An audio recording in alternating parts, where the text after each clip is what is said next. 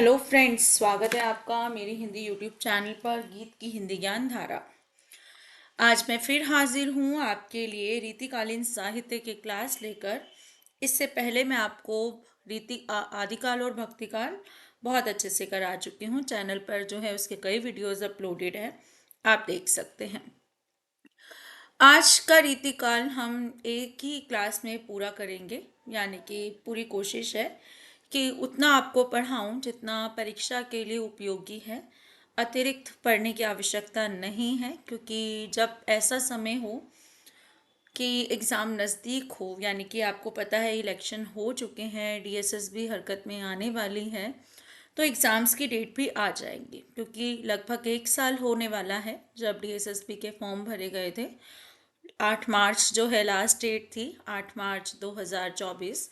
जो है अब जो है एक साल होने वाला है, एग्ज़ाम होने की पूरी उम्मीद है कि अप्रैल में आपकी जो है डेट्स आ जाएंगी अलग अलग एग्ज़ाम्स की। तो पढ़ना जो है उस तरीके से है कि जो परीक्षा की दृष्टि से बहुत इम्पॉर्टेंट हो। ये वाली क्लास आपकी यूजीसी नेट के लिए भी बहुत इम्पोर्टेंट है। आप जो है एक रिवीजन के तौर पर या कंटेंट समझने के तौर पर इसका उपयोग बहुत अच्छे से कर सकते हैं। आज इस क्लास में पूरा रीतिकाल समाप्त करने के बाद नेक्स्ट क्लास आपके रीतिकाल पर आधारित प्रश्नों की होगी, जो बार बार पूछे गए हैं। तो आरंभ करते हैं।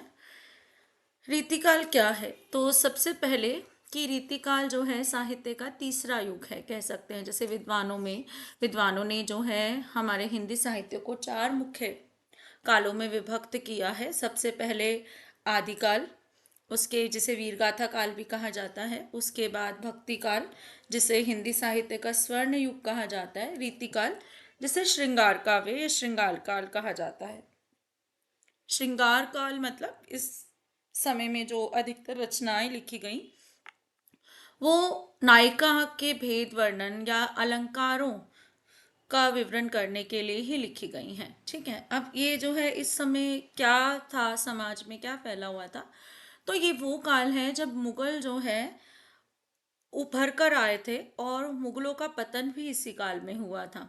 ठीक है, शाहजहां तक तो सब कुछ बहुत अच्छा था, लेकिन जैसे ही औरंगजेब ने जो है सत्ता की बागडोर संभाली थी, तो धार्मिक तरीके से तो बहुत सारी लड़ाइयाँ आरंभ हो गई थी। ठीक है, सामंती युग था इस समय, कह सकते हैं। और जो है क्या कहते हैं कि कुल मिलाकर जो है बहुपत्नी विधा भी जो है यहीं से जो है बहुत ज़्यादा आगे बढ़ गई। ठीक, तो हिंदी साहित्य का यह क्या है, एक महत्वपूर्ण युग है, जिसे मुख्यतः श्रृंगारिक काव्य और काव्य क्षेत्र शास्त्र से जोड़कर देखा जाता है। श्रृंगारिक काव्य यानी कि नायिका के वर्णन, और काव्य शास्त्र मतलब अलंकार, निरूपण इत्यादि, छंद रस, काव्य की शैली इत्यादि की बात करना। तो ये ज़्यादा यहाँ पर देखने को मिली है।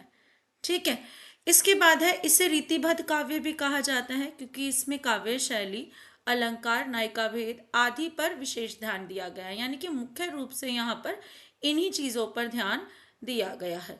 ठीक है, रीतिकाल की प्रमुख विशेषताएं क्या है इस आधार पर? तो श्रृंगार रस की प्रधानता, आपको पता है हमारे जो रस हैं, 9 रस हैं, जब अब 10 भी माने जाते हैं।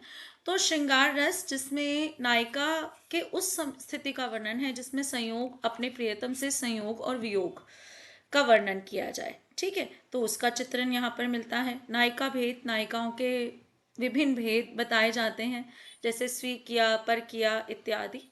अलंकारों का प्रचुर प्रयोग मिलता है, यानी कि अलंकार विधा देखने को मिलती है। अधिकतर यहाँ के जो कवि थे वो आचार्य थे, शिक्षक थे अलंकार शास्त्र के। तो उन्होंने जो भी काव्य रचा ना, उसमें अपना आचार्यत्व दिखाने का प्रयास किया कि मुझे देखो ये अलंकारों का ज्ञान है, मुझे देखो इतना आता है।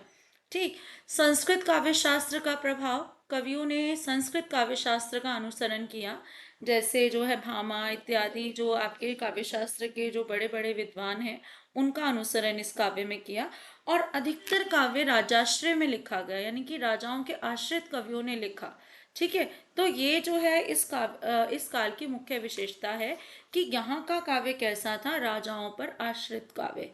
ठीक, यानी कि राजाओं के बारे में ही, राजा की प्रेमिका के साथ वर्णन कर दिया गया इत्यादि।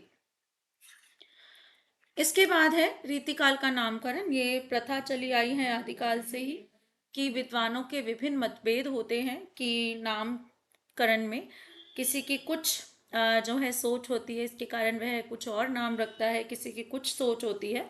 तो रीति काव्य नाम दिया इस काल को किसने? डॉक्टर जॉर्ज गियर्सन ने। क्या नाम दिया है? रीति काल। इसके बाद जो है अलंकृत काल किसने कहा है? मिश्र बंधुओं ने इसको क्या कहा है? अलंकृत काल।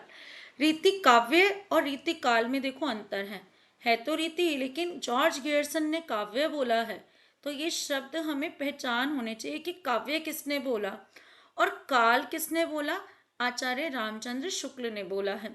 श्रृंगार काल किसने बोला है? आचार्य विश्वनाथ प्रसाद मिश्र ने। और ये बहुत बार परीक्षाओं में पूछा जा चुका है कि रीति काल को श्रृंगार काल किसने कहा है।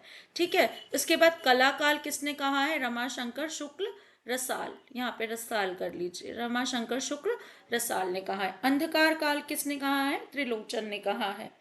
ठीक है।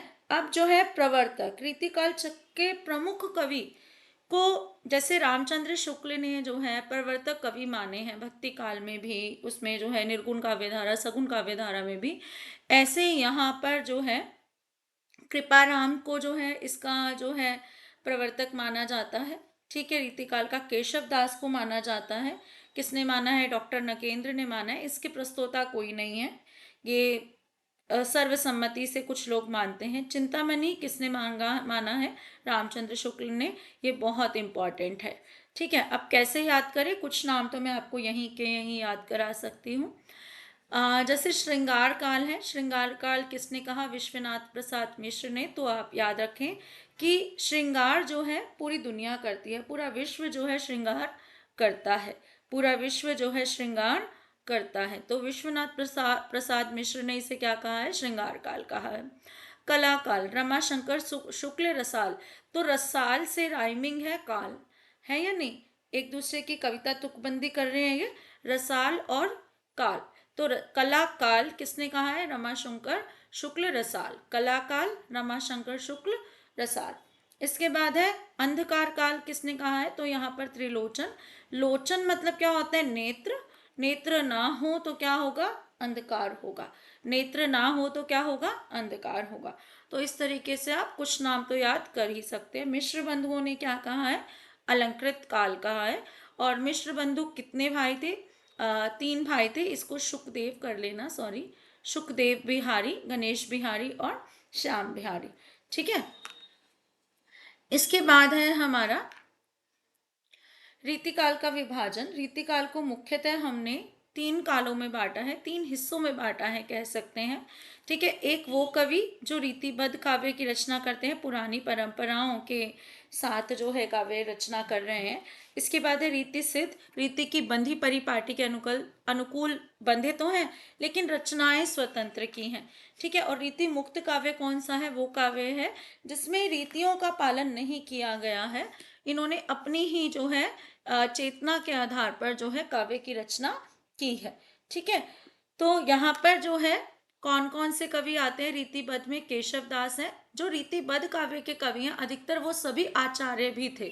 आचार्य मतलब पढ़ाया भी करते थे, काव्य शास्त्र की शिक्षा दिया करते थे। जैसे केशव दास, चिंतामणि त्रिपाठी हो गए। इन दोनों को तो आपने अभी देखा ही, केशव दास को नगेंद्र ने जो है रीतिकाल का प्रवर्तक माना है। चिंतामणि त्रिपाठी को जो है रामचंद्र शुक्ल ने जो है रीतिकाल का प्रवर्तक माना है। मतीराम भूषण, भिखारीदास, कुलपति मिश्र, देव पद्माकर, ग्वाल, तोष, कुलपति मिश्र और जसवंत सिंह, ये रीतिबद्ध काव्य शैली में शास्त्रीय शैली जो अपनाई जाती है उसी पर बद्ध होकर कविता लिखते हैं। रीति सिद्ध क्या है कि इन्होंने रीतियों का क्या किया? रीतियों को देखा तो सही लेकिन रचनाएं कैसी की? स्वतंत्र की। और अधिकतर इनकी रचनाओं का रस क्या है? श्रृंगार रस है। यहाँ पर अधिकतर क्या होगा? काव्य शास्त्र पर आधारित होगा, अलंकारों का अधिक प्रयोग होगा। रीति मुक्त आपको बता चुकी हूँ, मुक्त विचारधारा से जो है इस काल के कवि, लेकिन रचनाएं इनकी मुक्त हैं, इन पर जो है रीति का प्रभाव नहीं पड़ा। इसके रीति सिद्ध में वैसे तो कई कवियां आप कई पुस्तकों में देखोगे, लेकिन मुख्यतः जो रीति सिद्ध कवि हैं बिहारी और सेनापति ही आते हैं। ये आपको याद करना है। कई कई किताबों में बिहारी एकमात्र कवि रीति सिद्ध कवि माने जाते हैं, तो ये भी आपको याद करना है कि बिहारी एकमात्र रीतिसिद्ध कवि माने जाते हैं। ठीक, इसके बाद जो है रीति मुक्त में घनानंद, आलम, बोधा, ठाकुर, गिरिधर कविराय और लाल कवि हैं। अगला है पहला, जब रीति सिद्ध की बात कर लेते हैं तो रीतिबद्ध की बात कर लेते हैं। तो रीतिबद्ध में जो है सबसे पहले नाम आता है केशव दास का।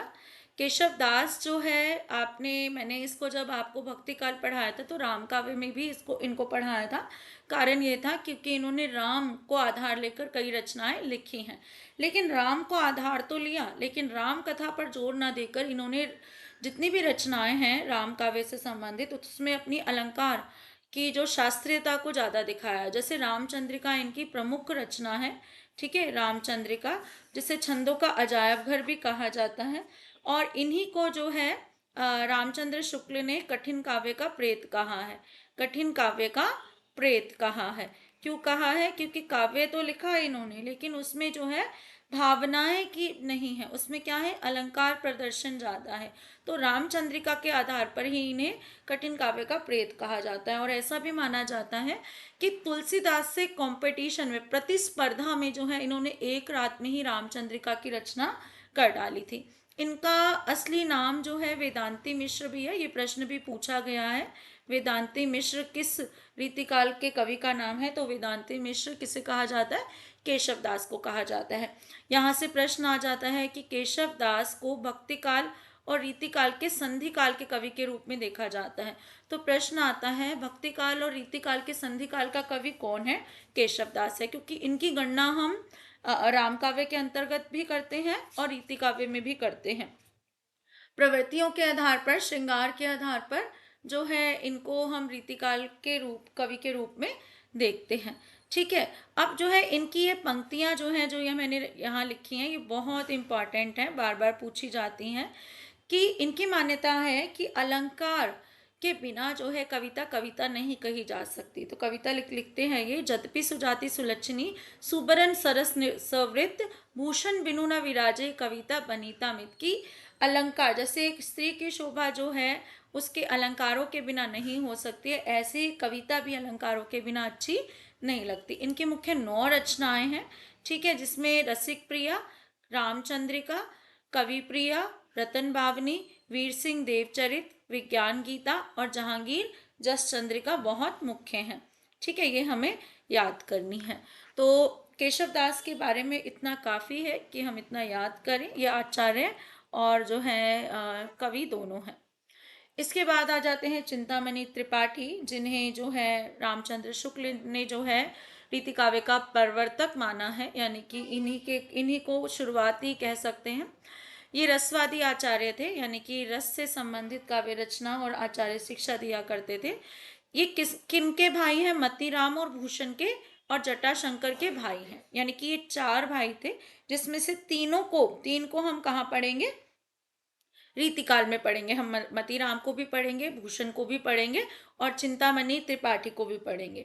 ठीक है, जटाशंकर के बारे में ऐसा कुछ ज्ञान नहीं मिलता है रीतिकाल में। इनकी प्रमुख रचनाएं कौन सी हैं? काव्य प्रकाश, ठीक है, जिसको चिंता होगी उसके अंदर काव्य का प्रकाश अपने आप उत्पन्न हो जाएगा। कविकुल कल्पतरु, ठीक है, काव्य विवेक, चिंता होगी तो काव्य का विवेक भी अपने आप आ जाएगा। और चौथी रचना इनकी मुख्य है श्रृंगार मंजरी। तो ये रचनाएं हमें इनकी याद रखनी है। ठीक है, इसके बाद आ जाते हैं भूषण। भूषण एकमात्र वीर रस के कवि माने जाते हैं। है तो रीतिकाल के, रीतिबद्ध तरीके से काव्य रचना भी की, लेकिन कैसे कवि हैं? वीर रस के कवि हैं। अच्छा, इनको जो है क्या कहा जाता है? भूषण की उपाधि किसने दी है? भूषण की उपाधि इन्हें चित्रकूट के सोलंकी राजा रुद्र ने दी है। ठीक है, कवि भूषण कहा। अच्छा, डॉक्टर गणपति चंद्र गुप्त ने भूषण का नाम क्या बताया? पतिराम या मनीराम बताया है। आचार्य विश्वनाथ मिश्र ने जो है, विश्वनाथ प्रसाद मिश्र ने जो इनका मूल नाम घनश्याम बताया है। ठीक है, घनश्याम नाम था, लेकिन उपाधि किसकी दी गई इन्हें? भूषण की दी गई। अच्छा, ये महाराज छत्रसाल से के दरबार में थे, तो महाराज छत्रसाल ने एक बार भूषण की पालकी को कंधा लगाया था, जिस पर भूषण ने कहा था, सिवा को बखानो कि बखानो छत्रसाल को, कि किसका बखान में करूं। ये 2 राजाओं के संपर्क में रहते हैं, क्या नाम है उनका? छत्रपति शिवाजी और छत्रसाल। ठीक है, तो ये इनके लिए काव्य रचना यहाँ पर बोलते हैं। ठीक है, अब जो है रामचंद्र जो है क्या लिखते हैं इनके बारे में, भूषण के वीर रस के उद्गार सारी जनता के हृदय की संपत्ति हुए। यानी कि इतना उद्गार था वीर रस का कि जनता के हृदय की संपत्ति ही बन गई, यानी कि बसे हुए हैं जनता के चित्त में। शिवाजी और छत्रसाल की वीरता, सॉरी, शिवाजी और छत्रसाल की वीरता का वर्णन जो है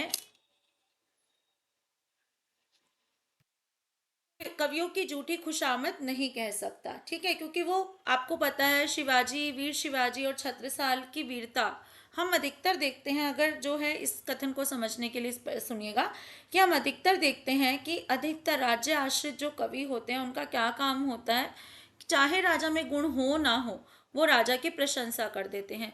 तो रामचंद्र शुक्ल कहते हैं कि शिवाजी और छत्रसाल की वीरता का वर्णन भूषण ने यदि किया है तो वो झूठी खुशामद हो ही नहीं सकता, क्योंकि जगत प्रसिद्ध है कि शिवाजी और छत्रसाल वीर पुरुष थे। ठीक है, ये हमें यहाँ पर इनके बारे में इनके काव्य के बारे में रामचंद्र शुक्ल ने जो है एक पक्ष लिया है।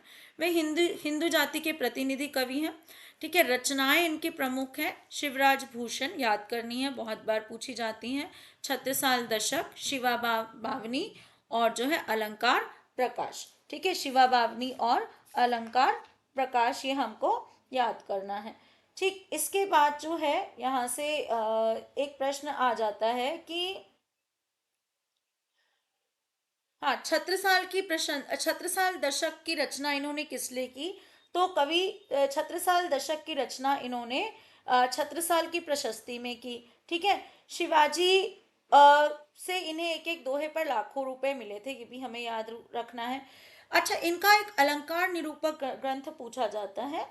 तो यहाँ पर ये प्रश्न कई बार आया हुआ है, इनकी सभी रचनाएं आपको दे दी जाएंगी और पूछा जाएगा कि इनमें अलंकार निरूपक ग्रंथ कौन सा है। तो वो कौन सा है, शिवराज भूषण है, जिसमें 105 अलंकारों का वर्णन है। अधिकतर लोग क्या समझते हैं कि शिवराज भूषण यदि नाम है इसका तो इसमें वीर शिवाजी की गाथा का वर्णन होगा, लेकिन इसे क्या माना जाता है, अलंकार निरूपक ग्रंथ माना जाता है, और ये प्रश्न कई बार पूछा जा सकता है। ठीक है, कैसे याद करेंगे, भूषण मतलब क्या होता है, अलंकार होता है। तो भूषण का, शिवराज भूषण जो ग्रंथ है या काव्य रचना है वो क्या मानी जाती है, अलंकार निरूपक ग्रंथ मानी जाती है। कई बार ये प्रश्न पूछा जा चुका है। और कितने अलंकारों का वर्णन हुआ है, 105 अलंकारों का निरूपण इस काव्य में किया गया है। ठीक है, ये हमें याद रखना है। इसके बाद जो है मतीराम, ये पहले ही बता चुकी हूँ, मतीराम चिंतामणि त्रिपाठी और भूषण के सहोदर, सहोदर मतलब एक ही उदर से जन्म लेने वाले, यानी कि सह उदर, उदर मतलब पेट। ठीक है, एक ही उदर से जन्म लेने वाले यानी कि एक ही माँ के पुत्र हैं। मतीराम ने अपने ग्रंथों को अपने आश्रयदाताओं को समर्पित किया, यानी कि इनके जितने भी ग्रंथ हैं वो किसकी अर्चना में या किसकी प्रशस्ति में लिखे गए, तो इनके आश्रयदाताओं की प्रशस्ति में लिखे गए। जैसे मतीराम की पहली रचना मानी जाती है फूल मंजरी। फूल मंजरी जो है इन्होंने किसके लिए लिखी है, तो जहांगीर की प्रशंसा में लिखी है। मैंने आपको पहले ही बोला है कि ये मुगल काल का समय है, तो जहांगीर भी मुगल कालीन जो है राजा है। तो ये जो रचना है इन्होंने किसके लिए लिखी है, मतीराम ने जहांगीर के लिए लिखी है। ठीक है, इसके बाद जो है अगली अगली रचना क्या है हमारी मतीराम की, राज राज राज, ये हमें याद रखनी है, सॉरी, क्या है, रसराज। ठीक है, रसराज जो हमें याद रखनी है। ठीक है, रसराज बहुत बार पूछी गई है रचना, किसकी रचना है, मतीराम की रचना है। ठीक है, ललित ललाम किसकी रचना है, जो ये भी मतीराम की रचना है। अलंकार पचाशिका, वृत्त कौमुदी, लक्षण श्रृंगार और साहित्य सार, इनमें से जो इम्पॉर्टेंट रचनाएं हैं जो बार बार पूछी जाती हैं वो कौन सी हैं, एक तो रसराज पूछी जाती है, ललित ललाम पूछी जाती है, वृत्त कौमुदी और अलंकार पंचाशिका बार बार पूछी गई है।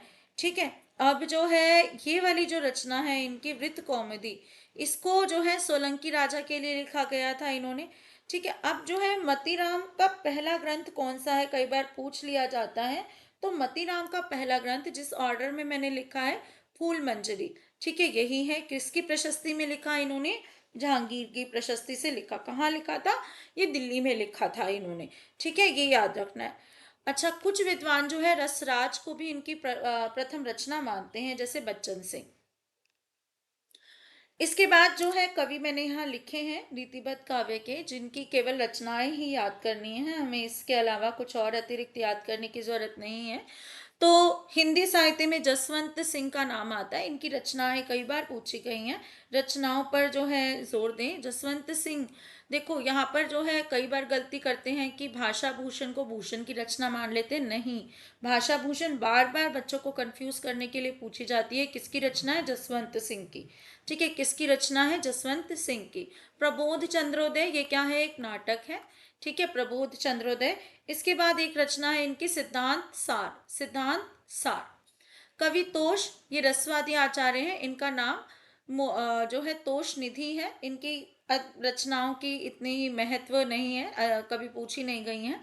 इसके बाद है कुलपति मिश्र, ये ध्वनिवादी आचार्य हैं। और क्या है? बिहारी लाल जी के भांजे हैं। बिहारी लाल जी जो हमारे कौन से कवि हैं? अभी बताया था, रीति सिद्ध कवि हैं। इनकी रचनाएं कौन सी हैं? द्रोण पर्व और रस रहस्य। ठीक है, रस रहस्य और द्रोण पर्व। मतीराम की क्या थी? रस राज। ठीक है। अच्छा, जिसमें मति होगी, कैसे याद करें? मति होगी, मति मतलब बुद्धि होगी। जिसमें बुद्धि होगी वही तो रस पर राज करेगा, है ना। तो इस तरीके से रसराज याद कर सकते हैं। इसके बाद आ जाते हैं कवि देव। इनका पूरा नाम क्या था? देवदत्त था। ठीक है। और कौन से संप्रदाय में दीक्षित थे? हित हरिवंश संप्रदाय में दीक्षित थे। अब इनकी जो है एक काव्य पंक्ति जो है बार बार पूछी जाती है। ये काव्य में जो काव्य शब्द शक्ति में जो अभिधा लक्षणा व्यंजना है, उसमें ये अभिधा को महत्व देते हैं और लिखते हैं, अभिधा उत्तम काव्य है, मध्य लक्षणालीन, अधम व्यंजना रस विरस, उल्टी कहत नवीन। तो ये इनकी कविता पंक्ति जो है बार बार कविताओं में परीक्षा में पूछी गई, याद रखना है। रचनाएं बहुत सारी हैं इनकी, जैसे भाव विलास। अधिकतर सभी रचनाओं के पीछे विलास लगा हुआ है। भाव विलास, भवानी विलास, राग रत्नाकर, कुशल विलास, देवचरित, प्रेम चंद्रिका, जाति विलास। ठीक है। रस विलास, सुख सागर तरंग हो गया, देव शतक हो गया, देव माया प्रपंच हो गया। ठीक है। और प्रेम तरंग हो गया। ये इनकी जो है प्रमुख कृतियां हैं, ये हमें याद रखनी है। ठीक। इसके बाद जो है जो सुख सागर तरंग है, इसका संपादन जो है किसने किया था? मिश्र बंधुओं के पिता ने किया था। ये हमें याद करना है। और एक चीज और है सुख सागर तरंग के लिए, जो आपको यहाँ पर याद कर लेनी है, कि डॉक्टर नगेंद्र ने जो है इस ग्रंथ को नायिका भेद का विश्वकोश कहा है। नायिका भेद का विश्वकोश कहा है। किसने? डॉक्टर नगेंद्र ने। किसने? डॉक्टर नगेंद्र ने क्या कहा है? नायिका भेद का विश्वकोश कहा है। ठीक, ये हमें याद रखना है। इसके बाद आ जाते हैं हमारे रसलीन। रसलीन का नाम कई बार पूछ लिया जाता है, इनका असली नाम क्या है? तो इनका असली नाम गुलाम नबी था। ठीक है। ये मीर तूफ फैल अहमद के शिष्य थे। ये जो है याद रखना है। इसके बाद है इनकी दो प्रमुख रचनाएं हैं, अंग दर्पण, ये बहुत बार पूछी गई है, अंग दर्पण कई बार पूछी गई है, और रस प्रबोध। ठीक है। ये अंग दर्पण तो बहुत ही बार पूछी गई है, तो याद करें अंग दर्पण। रसलीन क्या है? अंग दर्पण। इसके बाद है पद्माकर। ये जयपुर नरेश प्रताप सिंह ने पद्माकर भट्ट को कविराज शिरोमणि की उपाधि दी थी। ठीक। इसके बाद है इनकी ये रचना हिम्मत बहादुर विरुदावली, बहुत बार पूछी गई है, याद करने वाली है। ठीक है। पद्माभरण इन्हीं के नाम से, जगत विनोद। ठीक है, ये भी हमको याद करनी है। इसके बाद है प्रताप सिंह विरुदावली। प्रताप सिंह ने इनको जो है उपाधि दी, तो इन्होंने इनके लिए ही एक रचना लिख डाली, ये हमें याद रखना है। ठीक है। इसके बाद है हमारा रीति सिद्ध कवि आ जाते हैं, जिसमें मुख्य रूप से मैंने आपको बिहारी का नाम बताया है, और बिहारी के साथ केवल सेनापति। सेनापति के बारे में जो है वर्णन इतना कहीं नहीं मिलता, उनकी केवल हमें एक रचना याद रखनी है, कवित रत्नाकर। वो हम अभी जो है लास्ट वाली जो है स्लाइड जब मैं शेयर करूंगी तब पढ़िएगा। तो बिहारी के बारे में काफी कुछ है जो हमें याद करना है। तो बिहारी की एकमात्र रचना है बिहारी सतसई, जिसके आधार पर जो है बिहारी जो है कह सकते हैं जग प्रसिद्ध हो गए। आचार्य रामचंद्र शुक्ल ने बिहारी लाल को रसवादी माना है, जबकि डॉक्टर नगेंद्र ने इन्हें कैसा माना है? इन्हें ध्वनिवादी माना है। ठीक है, रसवादी और ध्वनिवादी माना है? ये कई बार पूछ लिया जाता है। आचार्य शुक्ल ने जो है इन्हें कैसा माना है? तो रसवादी आचार्य माना है, ठीक है। और डॉक्टर नगेंद्र ने इन्हें कैसा माना है? इन्हें ध्वनिवादी माना है। श्री राधाचरण गोस्वामी ने बिहारी को पीयूष वर्षी मेघ की उपाधि दी है, ठीक है। पीयूष वर्षी मेघ की उपाधि दी है, ये हमें याद रखना है। तो राधाचरण गोस्वामी, बरसाने वाली राधा से याद रखें, बरसाने वाली राधा, और बरसाना मतलब बारिश, तो पीयूष वर्षी मेघ। याद करने की ट्रिक्स बनानी पड़ेंगी, चाहे अटपटी हो लेकिन बनानी ज़रूर है ताकि हमें याद रहे। राधाचरण गोस्वामी ने क्या माना है? इन्हें पीयूष वर्षी मेघ माना है, ये हमें याद रखना है, ठीक है। इनका जो है जन्म पूछ लिया जाता है तो 1595 है, ठीक है। पिता केशव दास है, लेकिन ये वाले केशव दास नहीं है, रीतिकाल वाले। इनके पिता का नाम कोइंसिडेंटली केशव दास ही है। गुरु है नरहरि दास, संप्रदाय निम्बार्क संप्रदाय में दीक्षित है, ठीक है। और आश्रयदाता कौन है इनके? महाराज जयसिंह है, ये हमें याद करना है। बिहारी की एकमात्र रचना है बिहारी सतसही, ठीक है, जो दोहा छंद में रचित है। ये हमें जो है याद कर लेना है, किस में रचित है? दोहा छंद में रचित है, ठीक है। इनकी भाषा कैसी है? परिनिष्ठित साहित्यिक ब्रज भाषा है, ये कई बार पूछा जा चुका है। कैसी भाषा है इनकी? साहित्यिक ब्रज भाषा है, ठीक है। बिहारी की सतसई के संबंध में किसी कवि ने जो है निम्नलिखित पंक्तियां लिखी हैं, जो बहुत जो है इंपॉर्टेंट है। सतसैया के दोहरे, यानी कि सतसई के दोहे, जो नावक के तीर, ठीक है, नाविक के तीर हो गए, देखन में छोटे लगे, बेंधे सकल शरीर, यानी कि पूरे शरीर को भेद देते हैं। छोटे हैं लेकिन कैसे हैं? बहुत ही मुख्य रूप होते हैं। जैसे कहते हैं ना कि नाम बड़े नाम क्या कह सकते हैं कि आकार में छोटा है लेकिन काम बड़ा है, ठीक है, उस तरीके से। इसके बाद है जॉर्ज गियर्सन के अनुसार जो है यूरोप में बिहारी सतसई के समकक्ष कोई रचना नहीं है, तो ये हमें याद रखना है, ठीक है। यूरोप में बिहारी सतसई के समकक्ष कोई रचना नहीं है। किसने कहा ये? जॉर्ज गियर्सन ने कहा है, ये हमें याद करना है, ठीक है। अब सबसे ज्यादा टीकाएं किस ग्रंथ पर लिखी गई हैं? तो बिहारी सतसई पर लिखी गई हैं, और कितनी? 50 से भी अधिक टीकाएं इसकी प्राप्त हो चुकी हैं।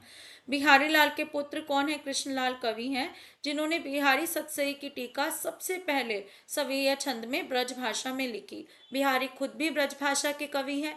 एक ही रचना अपनी बिहारी सतसई के लिए प्रसिद्ध हो गए हैं, और इति सिद्ध जो कवि माने जाते हैं, ये हमें याद रखना है।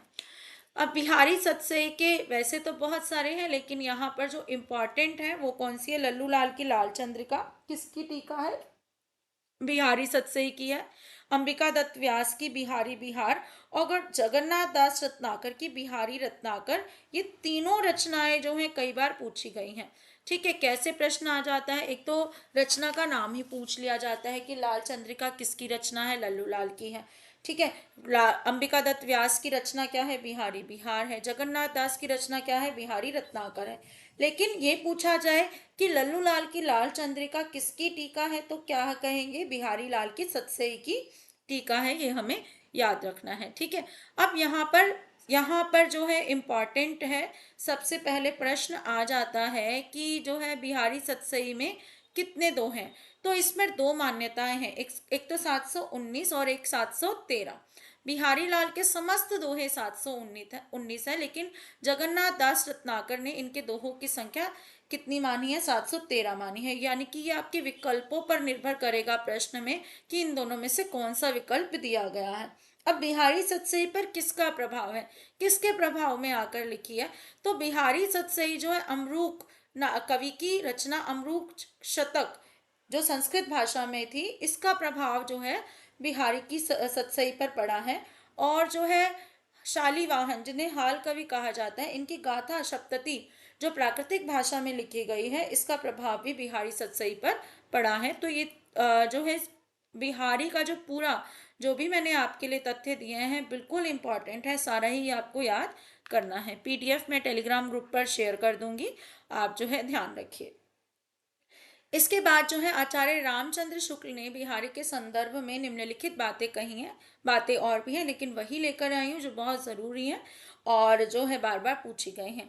श्रृंगार रस के ग्रंथों में जितनी ख्याति और जितना मान बिहारी सतसई का हुआ उतना किसी और का नहीं। इसका एक एक दोहा हिंदी साहित्य में एक एक रत्न माना जाता है। महत्वपूर्ण कथन है कि इसका एक एक दोहा हिंदी साहित्य में एक एक रत्न माना जाता है।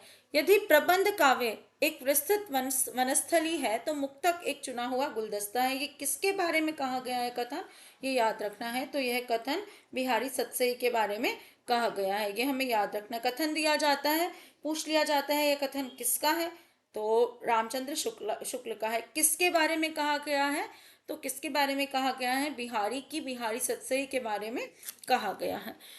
इसके बाद आ जाते हैं वृंद भी जो है रीति सिद्ध काव्य में आते हैं। तो जो है यहाँ पर क्या करें कि वृंद का पूरा नाम वृंदावन था।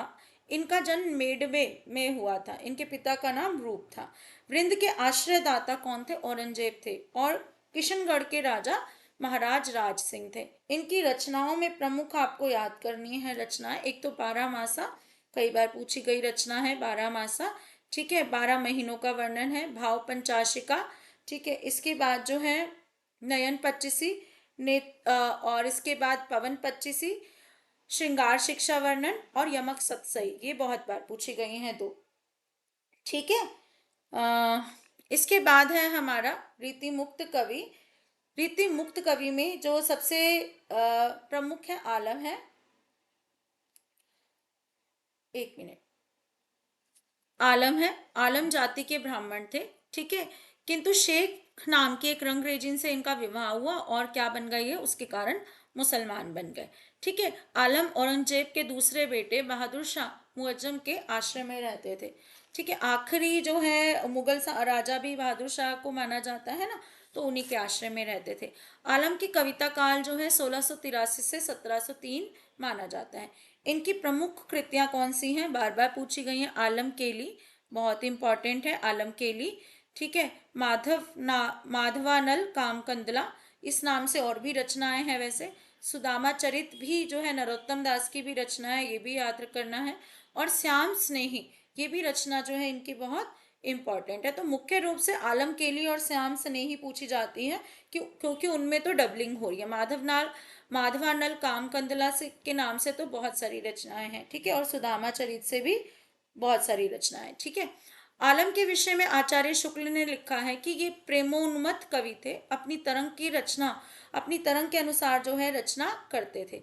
इसी से इनकी रचनाओं में हृदय तत्व की जो है प्रधानता है, यानी कि दिल से जो है रचनाएं करते थे, ठीक है। इसके बाद जो है इन्हें प्रेम की पीर या इश्क का दर्द इनके एक एक काव्य में, एक एक वाक्य में भरा पाया जाता है। प्रेम की तन्मयता की दृष्टि से आलम की गणना रसखान और घनानंद की कोटि में ही होनी चाहिए। आपको बता दूं कि यहाँ पर जो है घनानंद को जो है प्रेम की पीर का कवि कहा जाता है। लेकिन जब पंक्तियों की बात आए कि प्रेम की पीर या इश्क का दर्द इनके एक एक काव्य में भरा हुआ था, तो वो काव्य पंक्तियां आलम के लिए हैं, घनानंद के लिए नहीं है। यहाँ पर जो है हमें ध्यान देना होगा। जब पंक्तियों की बात में आ जाए कि प्रेम की पीर या इश्क का दर्द, तो वो किसके लिए है, आलम के लिए है। लेकिन अगर प्रेम की पीर का कवि किसे कहा जाता है पूछा जाए, तो वो कौन है, वो घनानंद है, ठीक है। इन्हें क्या बोला जाता है, साक्षात रसमूर्ति कहा जाता है, ठीक है। और ब्रज भाषा काव्य के प्रधान स्तंभों में से एक है, ठीक है। ये हमें याद रखना है। इसके बाद घनानंद जो है रीति मुक्त काव्य में आते हैं। इनके बारे में क्या क्या कथा प्रचलित है कि एक सुजान नामक वैश्य से ये प्रेम करते थे। जब जो है इनको इनके राज्य आश्रित जिनके आश्रम में रहते थे, उन राजा ने इनको निकाला किसी इनके काव्य से चिढ़कर, तो इन्होंने उसको बोला कि मेरे साथ चल। तो कौन थे वो राजा, दिल्ली के बादशाह मोहम्मद शाह थे, ठीक है। तो क्या हुआ कि उन्होंने जो है इनको अपने राज्य से निकाल दिया। इन्होंने सुजान को भी बोला कि जो है मेरे साथ चलो, तो सुजान जो है इनके साथ चलने से मना कर दिया उसने। तो इनको बहुत ही उससे इतना प्यार करते थे कि इनको वैराग्य उत्पन्न हो गया, यानी कि देवदास रूपी कह सकते हैं, है ना। तो जो है इनको वैराग्य उत्पन्न हो गया। फिर ये निम्बार्क संप्रदाय में जो है दीक्षित हो गए। अब जो है इनकी सारी रचनाएं मुक्तक रचनाएं ही हैं, ठीक है। मुख्य रूप से कौन कौन सी रचनाएं इनकी, सुजान सार है। सुजान नामक जो वैश्य है उसी की याद में कह सकते हैं सुजान सार, इशकलता, विरह लीला, विरह हुआ था इन्हें सुजान से, विरह लीला। वियोग बेली यानी कि वियोग में, सुजान के वियोग में। कोकसार कई बार पूछी गई है, रचनाएं इनकी सारी ही पूछी गई हैं। रस केली वल्ली, यमुना यश, सारी ही रचनाएं इंपॉर्टेंट हैं, बार बार पूछी गई हैं। इशकलता, विरह लीला, ठीक है, वियोग बेली, कोकसार, कृपाकंद, रस केली वल्ली और यमुना यश, ये बार बार पूछी गई हैं। इनकी विरह लीला है तो ब्रज भाषा में, लेकिन छंद कौन से हैं? फारसी भाषा के छंदों का इन्होंने इस्तेमाल किया है, यह हमें याद रखना है। अच्छा, घनानंद के संदर्भ में आचार्य शुक्ल क्या कहते हैं कि इनकी से विशुद्ध, सरद और शक्तिशालिनी ब्रज भाषा लिखने में कोई और समर्थ नहीं हुआ। ठीक है, शुद्ध सरस जिसमें रस उत्पन्न हो, कैसी ब्रज भाषा किसने लिखी है? किसने लिखी है? घनानंद ने लिखी है। और विशुद्धता के साथ प्रौढ़ता और माधुर्य भी अपूर्व है। प्रौढ़ता मतलब कह सकते हैं मेच्योरिटी। प्रौढ़ता के लिए क्या शब्द होता है? मेच्योरिटी। और माधुर्य मतलब जो है, जो बहुत अच्छा लगे सुनने में, है ना, ऐसा। प्रेम की पीर को लेकर इनकी वाणी का प्रादुर्भाव हुआ। प्रेम मार्ग का ऐसा प्रवीण और घोर पथिक, जबादानी का ऐसा दावा रखने वाला ब्रज भाषा का दूसरा कवि नहीं हुआ। तो ये पंक्ति जो है किसकी है? यहाँ पर घनानंद के लिए किसने लिखी है? रामचंद्र शुक्ल ने लिखी है। ठीक है, प्रेम की अनिर्वचनीयता का आभास घनानंद ने विरोधाभासों द्वारा किया है, ये हमें याद रखना है। इसके बाद आ जाता है बोधा। बोधा का वास्तविक नाम बुद्धिसेन था। किसके आश्रय में रहते थे? पन्ना नरेश खेत सिंह, ठीक है, के आश्रय में रहते थे, और उन्हीं ने इनको बुद्धिसेन का उपनाम दिया था और इनको बाद में बोधा बुलाया जाने लगा। पन्ना के दरबार की सुबहान नाम की एक गणिका से बोधा प्रेम करते थे। ठीक है, यहाँ पर भी जो है प्रेम संबंध की बात की गई है बोधा के लिए भी। बोधा की प्रमुख रचनाएं दो हैं, विरह वारिश और इश्क नामा। यहाँ पर है इश्क नामा। और घनानंद की क्या है? इश्क लता, याद रखना है। घनानंद की इश्क लता और बोधा की इश्क नामा। इश्क लता घनानंद, पेड़ कैसा होता है? घना होता है, और पेड़ पर क्या होती है? लताएं होती है। तो इश्क लता घनानंद की है। और जो है बोधा की क्या है? इश्क नामा। विरह बारिश, ठीक है। विरह लीला किसकी है? हमने अभी पढ़ा वियोग लीली, और विरह लीला किसकी है? घनानंद की। ठीक है, और जो है बोधा की क्या है? विरह बारिश, ये हमें याद करना है। रामचंद्र शुक्ल ने, अगला जो कवि है यहाँ पर हमें ठाकुर के बारे में बता रहे हैं। ठीक है, ठाकुर की जो है दो रचनाएं प्रमुख है, ठाकुर ठसक और जो है ठाकुर ठसक और ठाकुर शतक। ठीक है, रामचंद्र शुक्ल जो है तीन ठाकुरों का वर्णन उनको मिलता है साहित्य में। असली वाले प्राचीन ठाकुर, असली वाले दूसरे ठाकुर और ठाकुर बुंदेलखंडी।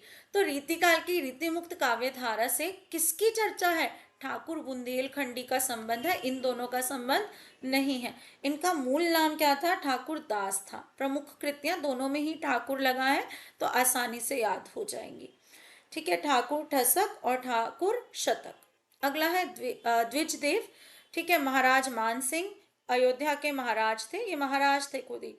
इनकी प्रमुख रचनाएं हैं श्रृंगार लतिका और श्रृंगार बत्तीसी। ठीक है, श्रृंगार बत्तीसी को कैसे याद कर सकते हैं कि बत्तीसी जो है क्या है यहाँ पर? जैसे द्विज का एक अर्थ होता है दांत, ठीक है, और दांत से क्या होता है? बत्तीसी।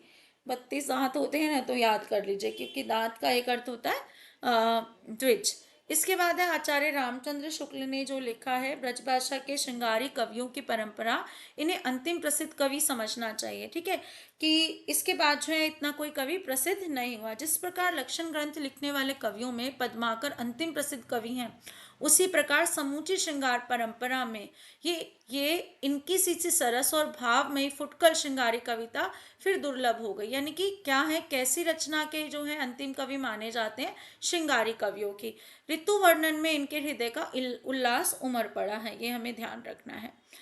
इसके बाद आ जाते हैं महत्वपूर्ण रचनाएं जो बार बार पूछी गई हैं। सुरती मिश्र का काव्य, रचनाएं बहुत सारी हैं जिनका कोई अंत नहीं है। फिर से वही बता रही हूँ, करेंगे वही रचनाएं जो परीक्षा की दृष्टि से महत्व रखती हैं। सुरती मिश्र की काव्य सिद्धांत है, और दुल्हे की कवि कुल कंठाभरण है। बोधा की जो है विरह वारिश इश्कनामा पहले भी कर चुके हैं। बेनी बंदीजन की रस विलास, और बेनी प्रवीण की कई बार पूछी गई है नवरस तरक।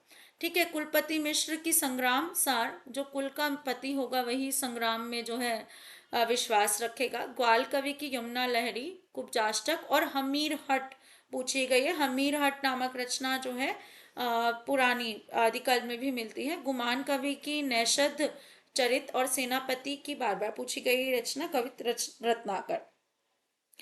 ठीक है, तो ये हमें याद रखना है। ऋतु वर्णन जो है सेनापति का जो है रीतिकाल में महत्वपूर्ण माना जाता है।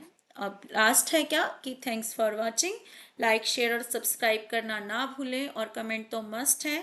मुझे लग रहा है कि मैंने आपके सारे डाउट्स जो हैं क्लियर किए हैं। आगे भी जो है इसके बाद हम शुरू करेंगे आधुनिक काल, भारतेंदु युग, द्विवेदी युग।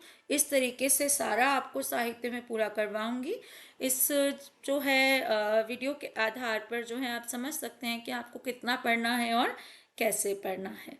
Thank you, bye.